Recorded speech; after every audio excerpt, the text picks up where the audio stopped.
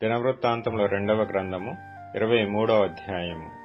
అంతటా 7వ సంవత్సరమందు యెహోయాదా ధైర్యము తెచ్చుకొని శతాధిపతులతోనూ యెహోరాము కుమారుడైన అజర్యాతోనూ యెహోహానాను కుమారుడైన ఇష్మాయేలుతోనూ ఓబేదు కుమారుడైన అజర్యాతోనూ అదాయా కుమారుడైన మైసేయాతోనూ జిక్రీ కుమారుడైన ఎలీషాపాతుతోనూ నిబంధన చేయగా, వారు యూదాదేశమందంతటను సంచరించి యూదావారి పట్టణములన్నిటిలో నుండి లేవీయులను ఇశ్రాయేలీల పితరుల ఇండ్ల పెద్దలను సమకూర్చి యెరూషలేమునకు తోడుకొని వచ్చిరి. జనులందరూ సమాజముగా కూడి దేవుని మందిరములో రాజుతో నిబంధన చేసుకొనినప్పుడు అతడు వారితో ఇట్లనెను: యెహోవా దావీదు కుమారులను గూర్చి ఇచ్చిన సెలవు చొప్పున రాజకుమారుడు రాజ్యమేలవలెను. కాబట్టి మీరు చేయవలసినదేమనగా, మీలో యాజకులైన వారేమి లేవీయులైన వారేమి విశ్రాంతి దినమున లోపల ప్రవేశించువారు 3 భాగములై, ఒక భాగము ద్వారపాలకులుగా ఉండవలెను, ఒక భాగము రాజనగరు నొద్ద ఉండవలెను, ఒక భాగము పునాది గుమ్మము నొద్ద ఉండవలెను. జనులందరూ యెహోవా మందిరపు ఆవరణములలో ఉండవలెను. యాజకులను లేవీయులలో పరిచారము చేయువారును తప్ప యెహోవా మందిరము లోపలికి మరి ఎవరునూ రాకూడదు.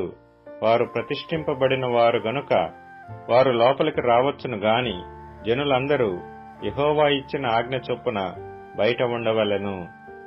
లేవీయులందరూ తమ తమ ఆయుధములను చేతపట్టుకొని రాజు చుట్టూనూ ఉండవలెను. మందిరము లోపలికి మరి ఎవరైనను వచ్చిన ఎడల ఆ వచ్చిన వారికి మరణశిక్ష విధించుడి.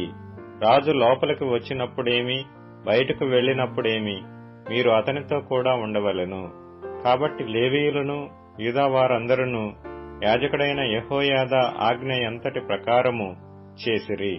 యాజకుడైన యెహోయాదా వంతుల వారికి సెలవీయలేదు గనుక ప్రతివాడు విశ్రాంతి దినమున బయటికి వెళ్లవలసిన తన వారిని, ఆ దినమున లోపలికి రావలసిన తన వారిని తీసుకొని వచ్చెను. మరియు యాజకుడైన యెహోయాదా దేవుని మందిరమందు రాజైన దావీదు ఉంచిన బల్లెములను కేడెములను డాళ్లను శతాధిపతులకు అప్పగించెను. అతడు ఆయుధము చేతపట్టుకొనిన జనులందరినీ మందిరపు కుడివైపు నుండి ఎడమవైపు వరకు బలిపీఠము ప్రక్కను మందిరము ప్రక్కను రాజు చుట్టూను ఉంచెను. అప్పుడు వారు రాజకుమారుని బయటికి తోడుకొని వచ్చి అతని మీద కిరీటముంచి ధర్మశాస్త్ర గ్రంథమును అతని చేతికిచ్చి అతనికి పట్టాభిషేకం చేసిరి. యెహోయాదాయును అతని కుమారులను అతనిని అభిషేకించి రాజు చిరంజీవియగుగాక ఎనిరి.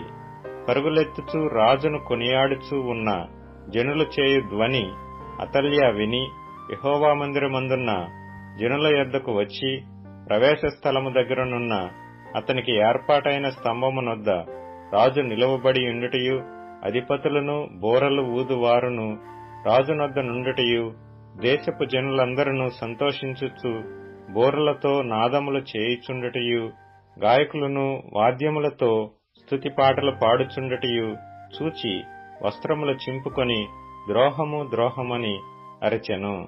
అప్పుడు యాజకుడైన యెహోయాదా యెహోవా మందిరములో ఆమెను చంపవలదు, ఆమెను పంక్తుల అవతలకు వెళ్లవేసి ఆమె పక్షమున పూను వారిని కత్తిచేత చంపుడని సైన్యము మీదనున్న శతాధిపతులకు ఆజ్ఞ ఇచ్చెను.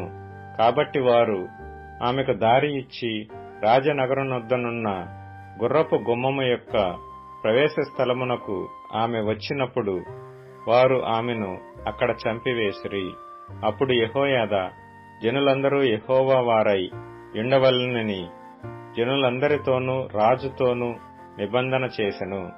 అంతటా జనులందరూ బయలుదేవత యొక్క గుడికి పోయి దాని పడగొట్టి బలిపీఠములను విగ్రహములను తుత్తునీయులుగా విరగగొట్టి బయలు యాజకుడైన మత్తానును బలిపీఠముల ముందర చంపిరి.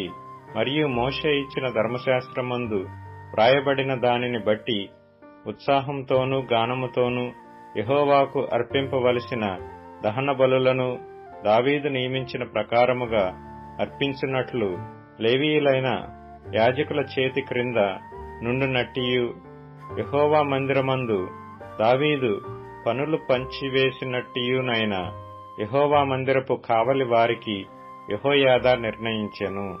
యెహోవా మందిరములోనికి దేనిచేతనైనను అంటు తగిలిన వారు ప్రవేశింపకుండునట్లు అతడు ద్వారముల యొద్ద ద్వారపాలకులను ఉంచెను. మరియు అతడు శతాధిపతులను, ప్రధానులను, జనుల అధికారులను, దేశపు జనులనందరినీ వెంటబెట్టుకుని యెహోవా మందిరములో నుండి రాజును తోడుకొని వచ్చెను. వారు ఎత్తైన ద్వారము గుండా రాజనగరు చొచ్చి రాజ్య సింహాసనము మీద రాజును ఆసీనుని చేయగా దేశ జనులందరూ సంతోషించిరి. వారు అతల్యాను చంపిన తరువాత పట్టణము నెమ్మదిగా ఉండెను.